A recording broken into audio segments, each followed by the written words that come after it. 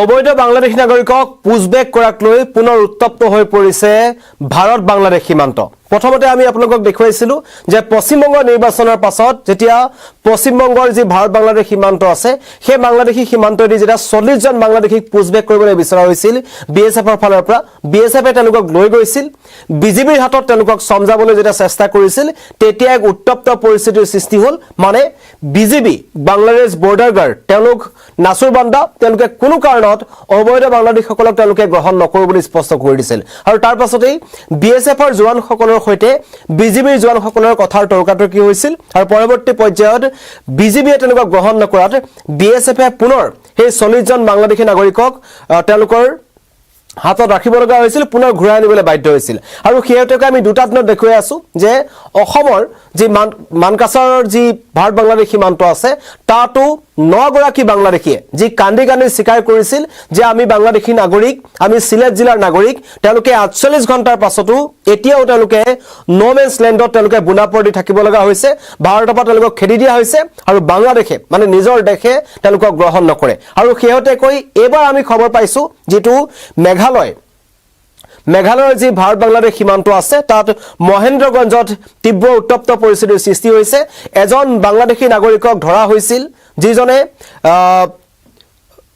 আপোনাৰ মনে মনে আসলতে অবৈধভাৱে ভাৰতত প্ৰৱেশ কৰিছিল প্ৰৱেশ কৰাৰ সময়ত এটাক ধৰা হয় বিএছএফে সেই অবৈধ বাংলাদেশী নাগৰিকগৰাকীক ততাতয়াকৈ পুনৰ যি ভাৰত বাংলাদেশ সীমান্ত আছে তালৈ লৈ গৈছিল আৰু যি সীমান্তত থকা 1078 নম্বৰ পিলাৰ আছে যেটো ভাৰত বাংলাদেশৰ সীমান্তৰ পিলাৰ সেই 1078 নম্বৰ পিলাৰ অঞ্চলেদি বিএছএফে পুছবেক কৰিছিল এই পুছবেক কৰাৰ সময়তে কিন্তু বিজেপিৰ যি সকল লোক আছে বা বাংলাদেশ যি সীমান্ত ৰক্ষী বাহিনী আছে তেওঁলোকে এক উত্তপ্ত পৰিস্থিতিৰ সৃষ্টি কৰিলে আৰু তাৰ পাছতেই এই পৰিৱেশ দেখিবলৈ পোৱা গৈছে নিখাৰ ভাগতো ভাৰত বাংলাদেশ সীমান্তত এনেকুৱা ধৰণৰ কিছুমান দৃশ্য এতিয়া একেবাৰে সহজ হৈ পৰিছে মানে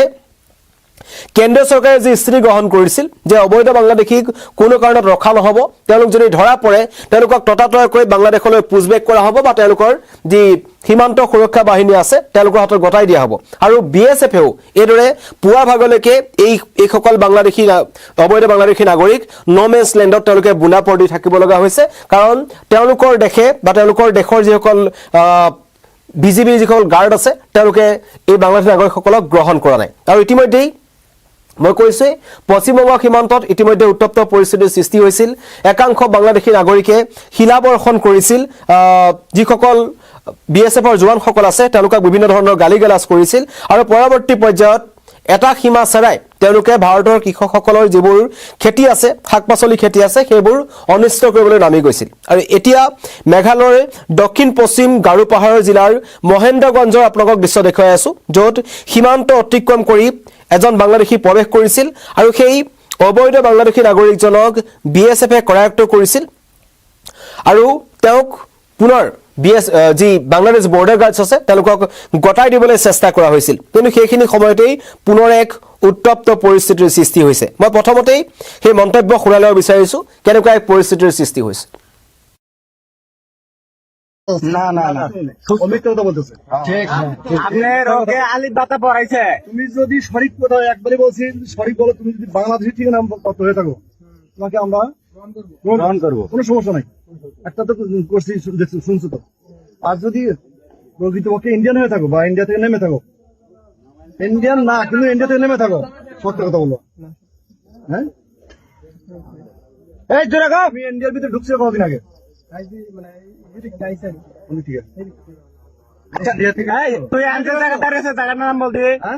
কোন গেট দিয়ে নামছো তুমি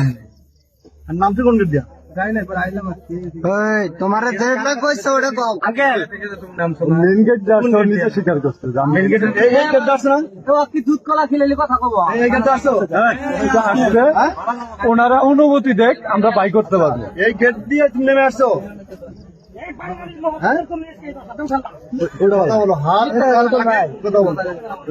লাঠি কিন্তু সবার হাতে আছে লাঠি লাগতো না হাত দিয়ে 10টা একটা তোকে সরষে ফুল দেখো তখন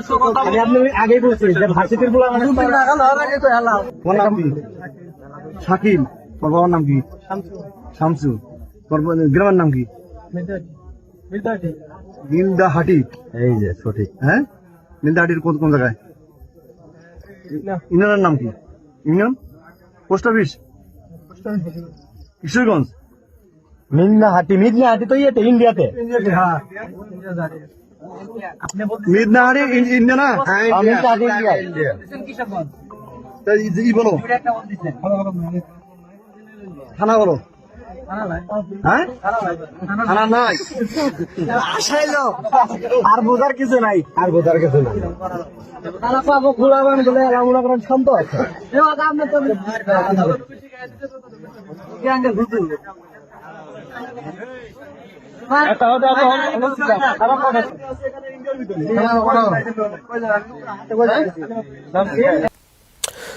পুছবেগক লৈ ভাৰত বাংলাদেশ সীমান্তত উত্তপ্ত পৰিস্থিতি ক্ৰমান্বয়ে অধিক হ'বলৈ ধৰিছে আৰু শেহতীয়াকৈ আমি দেখিছিলোঁ যে পশ্চিমবংগ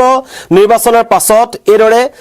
কেন্দ্ৰীয় যি চৰকাৰ আছে আৰু কেন্দ্ৰীয় গৃহমন্ত্ৰী অমিত শ্বাহে এটা স্পষ্ট কৰি দিছিল যে বাংলাদেশী নাগৰিকসকলক কোনো কাৰণত ভাৰতত থাকিবলৈ দিয়া নহ'ব আৰু যিসকল ধৰা পৰে ততাতৈয়াকৈ তেওঁলোকক পুছবেক কৰা হ'ব, তেওঁলোকক সীমান্তত পুনৰ এৰি থৈ অহা হ'ব বা যি বাংলাদেশ বৰ্ডাৰ গাৰ্ডছ আছে তেওঁলোকক চমজাই দিয়া হ'ব। BSFে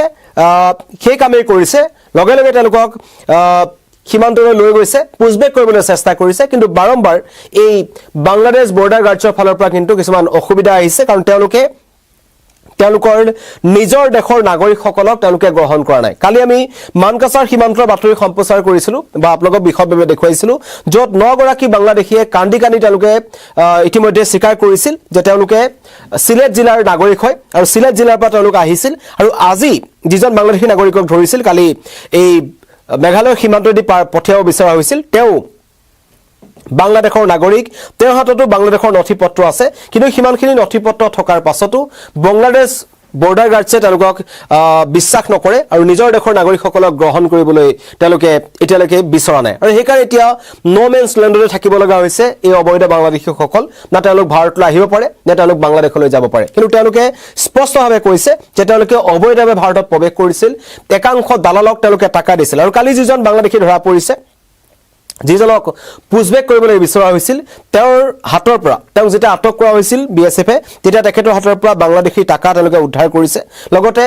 বাংলাদেশৰ যি স্থায়ী প্ৰমাণপত্ৰ আছে তাৰ আইডেণ্টিটি কাৰ্ড তেওঁলোকে লাভ কৰিছে আৰু তেওঁ যে বাংলাদেশৰ নাগৰিক তেনেকুৱা বহু তথ্য তেওঁৰ হাতৰ পৰা উদ্ধাৰ কৰা হৈছে, নথি-পত্ৰ উদ্ধাৰ কৰা হৈছে। কিন্তু তাৰ পাছতো তেওঁ স্পষ্টভাৱে কৈছে যে একাংশ দালালক টকা দি তেওঁ ভাৰতত প্ৰৱেশ কৰিছিল আৰু তাৰ পাছতো কিন্তু বাংলাদেশ বৰ্ডাৰ গাৰ্ডছে তেওঁলোকৰ নিজৰ দেশৰ নাগৰিকসকলক গ্ৰহণ কৰা নাই। ইতিমধ্যেই কাঁইটীয়া তাঁৰৰ সিপাৰে ন' মেন্স লেণ্ডত আবদ্ধ হৈ আছে এই লোকসকল আৰু তেওঁলোকে হতাশত ভাঙি পৰিছে, কান্দোনত ভাঙি পৰিছে, তেওঁলোকৰ ভৱিষ্যতক লৈ আচলতে তেওঁলোকে চিন্তা কৰিছে। কিন্তু তাৰ মাজতেই সমগ্ৰ উত্তৰ পূবত বা ভাৰতত বাংলাদেশীৰ যি অবৈধ প্ৰৱেশ আছে সেইটো যে এতিয়াও চলি আছে বা এতিয়াও যে বহু বাংলাদেশী ভাৰতত লুকাই আছে, বিভিন্ন প্ৰান্তত লুকাই আছে, সেই কথা স্পষ্ট হৈ পৰিছে। আৰু তাৰ মাজতেই কেন্দ্ৰীয় চৰকাৰ নিজৰ স্থিতিত অটল আছে, BSF অটল আছে, য'ত বাংলাদেশী ধৰা পৰিব এইদৰে তেওঁলোকক ধৰি নি তেওঁলোকৰ নিজৰ সেনা বাহিনী হাতত গতাই দিয়া হ'ব বা সীমান্তত ন' মেন্স লেণ্ডত এৰি দিয়া হ'ব, কোনো কাৰণত ভাৰতত তেওঁলোকক ৰখা নহয়। ইতিমধ্যেই পশ্চিমবংগৰ সীমান্তইদি 33ৰ পৰা 40জন অবৈধ বাংলাদেশীক পুছবেক কৰিবলৈ বিচৰা হৈছিল, যিসকল ধৰা পৰিছে। আৰু শেহতীয়াকৈ মানকাছাৰত যি দুটা ঝালাঝুৰ আৰু অন্যটা অঞ্চলত পুৰুষ মহিলাসহ 9জন অবৈধ বাংলাদেশীক কৰায়ত্ব কৰা হৈছিল, তেওঁলোককো কিন্তু বিগত 48 ঘণ্টাৰ পৰা পুছবেক কৰিবলৈ চেষ্টা কৰি থকা হৈছে। কেইবাবাৰো BSFে বিজেপিৰ সৈতে বৈঠকত বহিছে, কিন্তু তথাপিও বিজেপি নাচুৰবান্দা। বাংলাদেশে কি কাৰণত নিজৰ দেশৰ নাগৰিকসকলক গ্ৰহণ কৰা নাই বা কি ষড়যন্ত্ৰ আছে সেয়া পৰৱৰ্তী সময়ত লক্ষণীয় হ'ব। কিন্তু এবাৰ পশ্চিমবংগ অসমৰ পাছত এবাৰ মেঘালয়ৰ অসম বাংলাদেশ সীমান্তত উত্তেজনা, তাকো পুছবেকক লৈ এটা অবৈধ বাংলাদেশীক গ্ৰহণ কৰা নাই এতিয়াও বাংলাদেশ বৰ্ডাৰ গাৰ্ডছে, আৰু যাৰ কাৰণে ন' মেন্স লেণ্ডত থাকিব লগা হৈছে বাংলাদেশী নাগৰিক। ধন্যবাদ।